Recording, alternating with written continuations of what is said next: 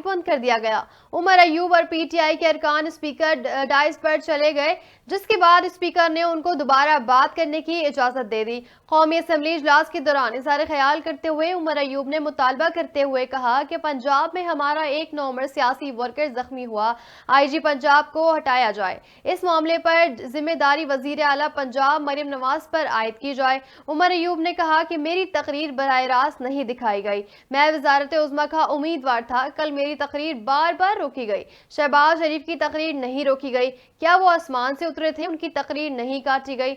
इस पर मैं तहरीके इस्तेहाक पेश कर रहा हूँ। स्पीकर अयाज सादिक ने कहा कि कवायद के मुताबिक आप ये नहीं कर सकते।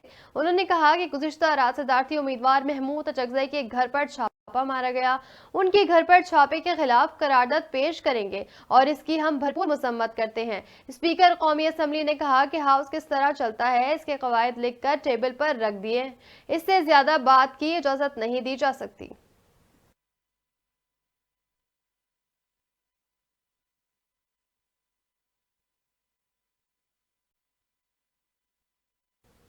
न्यूज